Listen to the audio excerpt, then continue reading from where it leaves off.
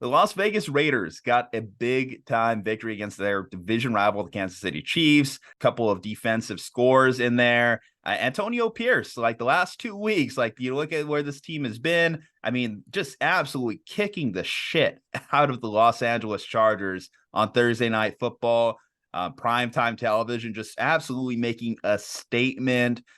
This defense, we're talking about the Raiders defense, which has largely been neglected, has largely been talked about as one of the worst defenses in the league over the last few years. Well, this defense, the last handful of weeks, has really stepped up. And I think a large part of that is obviously the culture that Antonio Pierce is building. Now, we know the Raiders have made mistakes with hiring or not hiring interim head coaches in the past.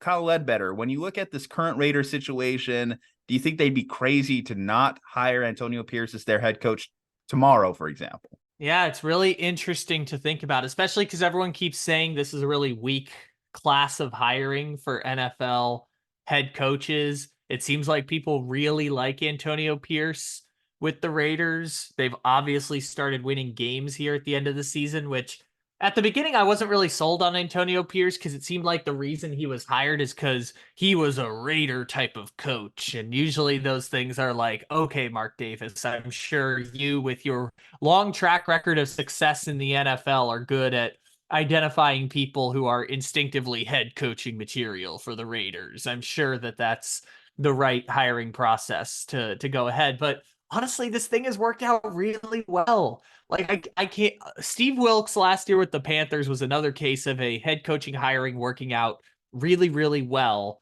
in terms of an interim coach coming in and having the respect of the locker room. You're not seeing that with Chris Tabor this year for the Panthers, even as they beat the Falcons 9-7. You're not seeing that this year in Carolina the way it was last year with Steve Wilkes.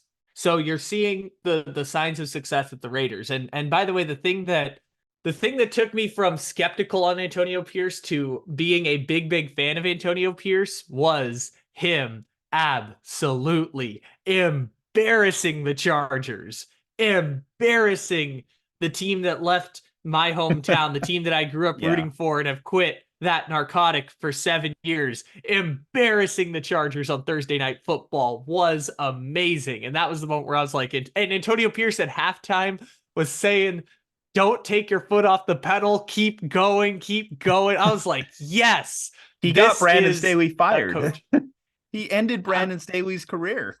Yeah, it was awesome. He embarrassed the Chargers. Dean Spanos was embarrassed on national TV. There were reports who were saying, Dean Spanos was saying in the press box, this shit show ends now.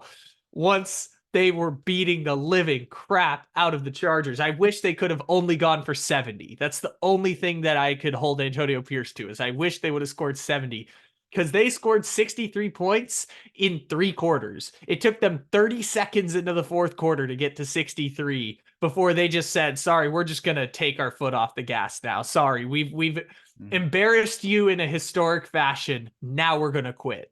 And that was the thing that got me in on Antonio Pierce. I hope that he gets the head coaching job for the Raiders, but it's the Raiders, man. They have made terrible head coaching hire after terrible head coaching hire time and time again, not just under Mark Davis, but also at the end of the Al Davis regime. Like at a certain point, the bravado of Al Davis stopped working. It stopped being charming. It stopped being successful as everyone else in the league got wiser and smarter to what builds a successful football team. The Raiders fell behind the curve and they've still been trying to dig themselves out of it.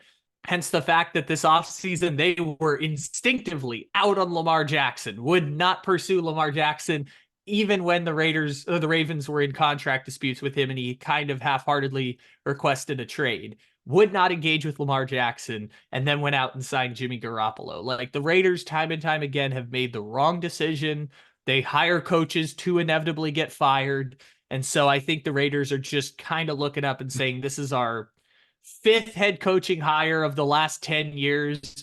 Every single one has ended in a different embarrassing mistake. So maybe this time we just give Antonio Pierce a try. We don't really have to pay him top of the league money, and we'll see what happens. I'll give a little bit of grace here because like hiring coaches to get fired, I don't think that's completely true. I think Mark Davis, obviously, if he would have hired people that would have stayed around for 20 years, he would have had it that way. Obviously, he signed Gruden to that 10-year contract. It didn't work out for a unexpected, completely blindsiding reason why it didn't work out. Josh McDaniels, I think that they went into this not with the intention of firing him after a 2-year experiment or a year and a half experiment, whatever it was. They went in expecting Josh McDaniels second time around. It would have worked out. When I look at potentially what could happen this offseason, so you mentioned the hiring class. It's not a lot of exciting guys. The biggest name that you're going to find out there is going to be Jim Harbaugh. Another big name you're going to see out there potentially would be like if Bill Belichick really does get let go of the Patriots, but I doubt that would be a direction they would go in. You're saying no. You're saying that the organization in which Bill Belichick would be joining, his boss would be Tom Brady. You're telling me that Bill Belichick would want to sign up for that universe where Tom Brady is signing the paychecks indirectly that Bill Belichick is getting? Well, that would be kind of a hilarious turn of events. Not gonna lie, I didn't even think about the Tom Brady aspect when it comes to the Raiders. Obviously, they could go the big name route, but they went the big name route the last couple of times. It might just be okay just to go in this Antonio Pierce direction, but there is the drawbacks, of course, with Antonio Pierce. You're hiring a CEO style head coach, and we know that Antonio Pierce isn't going to offer much in terms of play calling or the player selection element of things, which obviously is going to have its shortcomings moving forward. Like if you draft a young quarterback, like let's say they go in that direction, they trade up, they draft a young quarterback, you're not getting a guy that's going to develop that quarterback, with Antonio Pierce. And that's a thing that we've seen in a lot of NFL hirings over the last few years, this direction of wanting to go offensive minded. And I'm not against it because, the beautiful thing with the Niners right now, for example, the Niners have Kyle Shanahan, and Kyle Shanahan's not going anywhere. Anytime like the offense is successful, Kyle Shanahan's still going to stay there because, well, he's the head coach. He's locked in. He can work with Brock Purdy for years to come. When it comes to like these guys that have to hire their offensive coordinator, that offensive coordinator has one good year. He's gone.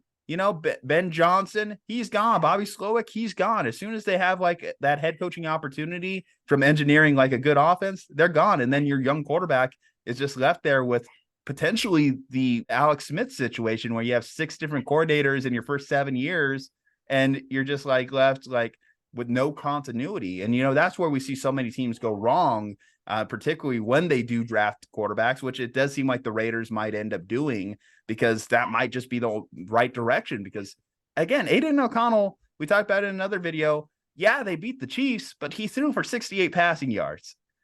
I don't know how you could be sold on Aiden O'Connell after this year. Now, maybe he does develop into something down the line, but this year, I haven't seen anything from him that suggests he's your franchise quarterback. I haven't seen anything that suggests that he's even worthy of wearing number 4 directly after Derek Carr, who was almost a 10-year starter for you. That was kind of crazy. Talk about shade the Raiders organization still throwing at Derek Carr. Aiden O'Connell taking his jersey number literally a year later. It also doesn't help that Aiden O'Connell looks like Derek Carr if, like, you're casting an actor to play Derek Carr in a movie about Devontae Adams. Like, it doesn't help that there's, like, a striking resemblance in both of them wearing number 4.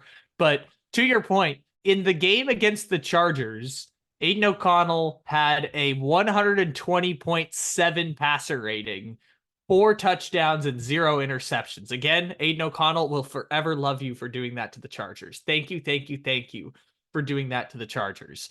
And they also have the other games on his career, which if you include the game where he had 120 passer rating, 4 touchdowns and 0 INTs, he still has a worse passer rating than Sam Howell. Still has a worse passer rating in his career than Sam Howell. He has a 78.7 passer rating, 8 touchdowns, 7 interceptions.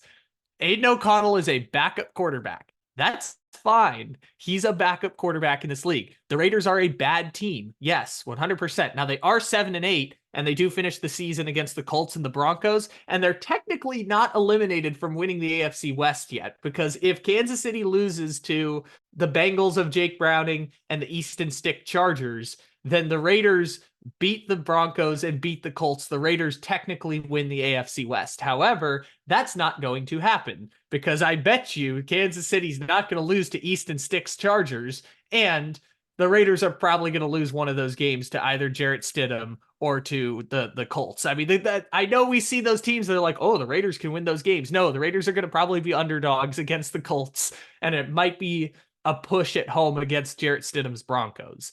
The Raiders are not a very good team, but the reason they've won 2 games in a row, and this is a great stat, is that the Raiders are the first team since the merger to have multiple defensive touchdowns in back-to-back games. They had 3, I believe, against the Chargers. They had 2 against Kansas City. They did not score an offensive touchdown against Kansas City, but defense has been incredibly, incredibly good.